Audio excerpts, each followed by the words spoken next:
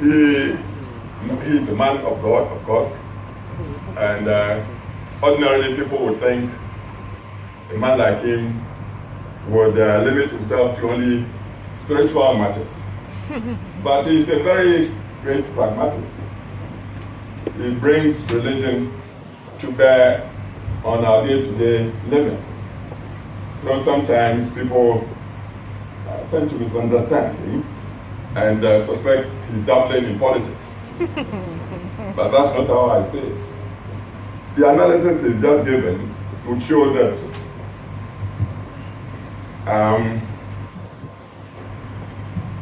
he's deliberated on the role of the private sector in the development of any nation.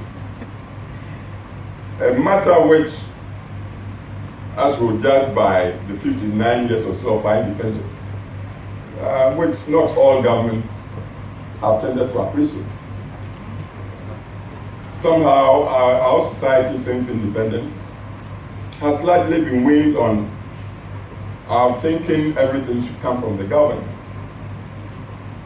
When we got independence in 1957, the population was not bigger than 6 million, and our country was fantastically rich.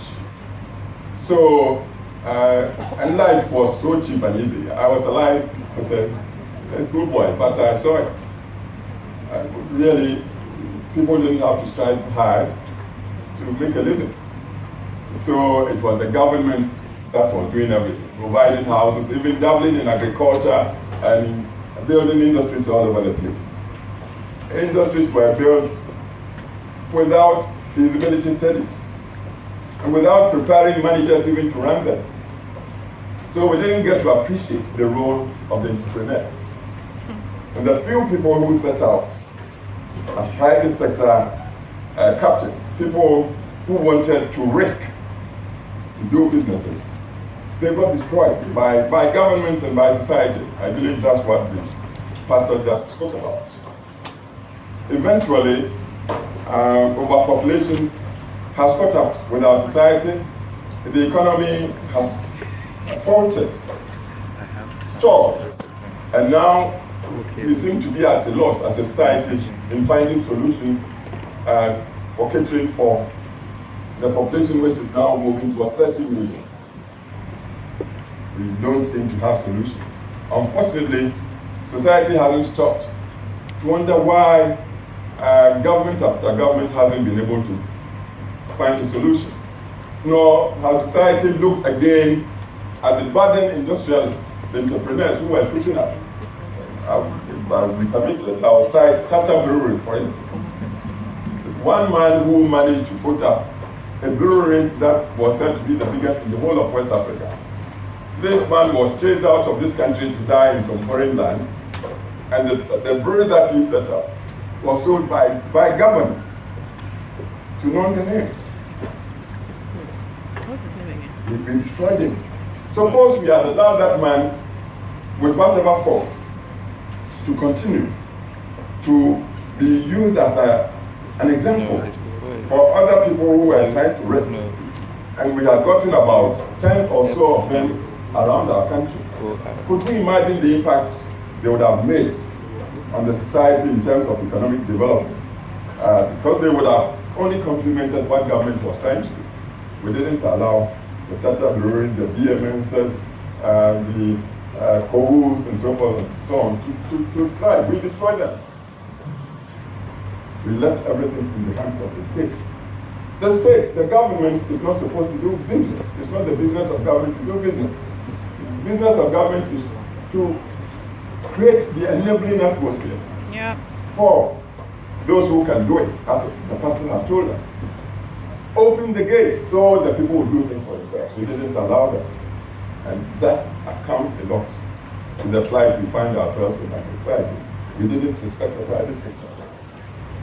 So, you see a success story like we are witnessing today, we are celebrating today. Story of an individual who has gone through thick and thin to risk. Suppose, and God prevents it, he doesn't make it. It's him and family that are losing on the investments they made. It's not the state. But his success would redound to the benefit of our entire community. All of us will benefit from it. We must learn this. We must appreciate the lives of Dr. And he's the real prince, he's the Ohineba. And I'll call him Akua Mwabwatu, not Oferibwatu. So we need more of him. I believe Margaret Thatcher, the late former Prime Minister of Britain, who is credited to have said, even in Britain, developed economy, she remarked apparently that in this world, given any time, there are only a few creators. Creators, only a few creators.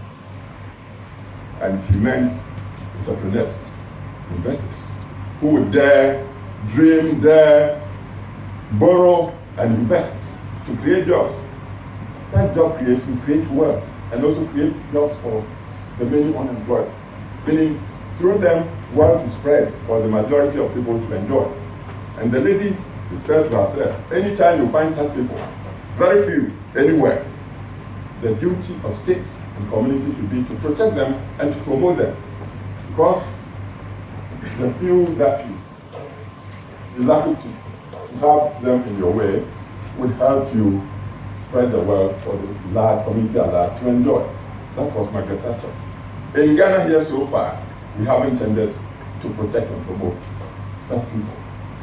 And when I received the invitation to come, and coincidentally, the doctor attended the same school as mine. Even though I think there's a gap of about 20 or 30 years between us. When I was in the school, I don't know if you had been more. But he was fortunate to have gone to that school. Because that school teaches citizenship. He went to that school. So when he invited me and I heard of the project, I wasn't too surprised. I'm out for that's great. I wasn't too surprised. Incidentally, the royal prince here also attended the same school. So I wasn't too surprised that he was taking the initiative at great risk to him and to his family. And from what I have seen, it's already a success. It's a success story to be emulated throughout Ghana and beyond. So it's a great day of celebration. And as I said, I grabbed the opportunity to add my voice to what the pastor has said. But I would also observe one thing. The whole world now sees that it's being overtaken by the menace of climate change. There is overheating of our globe. Overheating which has been contributed to by the misconduct of humanity. Where we burn fossil fuels which emits carbon dioxide into the atmosphere. And this carbon dioxide hangs so heavily in the atmosphere. And so what it does is the ozone cover that protects the sun from hitting our lungs directly, the carbon dioxide hanging in there destroys the cover. And so now our forests are being destroyed. We talk of desertification. Our water bodies are being destroyed. Everything and is largely caused by burning of fossil fuel, like the oil now everybody's running around to pump oil because it makes for easy wealth. The United Nations, over the past 2-3 decades, has come around to see that there could be other ways to power our both domestic and industrial uses than just using the fossil fuels that will emit carbon dioxide to make our lives unlivable, to destroy us. How do we get an alternative to the crude oil we pump from the ground? Scientists, with science and technology, we've come to know that we can harness solar energy, and the technology is on. I really didn't think Ghana would have such a mastery of science and technology, or at least the initiative to go into the industry to manufacture the panel that will grab solar power, convert to electricity and things for us to use. Now, Germany, United States, Japan and China, they are ahead globally in the provision of this technology.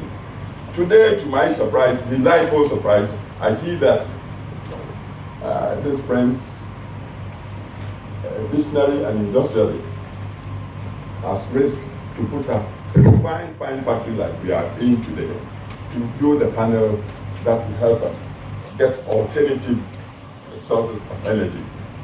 Incidentally, 2 years or so back, I was invited by Mr. Ban Ki-moon, the Secretary General of the United Nations, to be one of 3 people to be special envoys to canvass the presidents of the nations around the world to appreciate that unless the world rose to generating alternative sources of energy on sustainable basis within the next 3-4 decades, the world as we know it today might be destroyed in large measure and perhaps beyond even recovery. So I got interested in sustainable and renewable sources of energy through this invitation. For the past 2-3 years, I've been involved around the world, going to the United Nations in New York. Last December, I was in Paris talking about these things. And then I didn't know that this schoolmate of mine was risking to set up a factory like this one here. And it's a reality. I'm seeing it with my own eyes today. So I'm so happy, and I want to, as I say, strongly add my voice to Pastor Otabil Mensa in appealing to the government of Ghana, to the society of Ghana, to appreciate this initiative. So whatever society can do in support of Dr. Ofori Boateng, our young son, the chief executive, and the entire family, to make a success of this venture, the society owes to do it.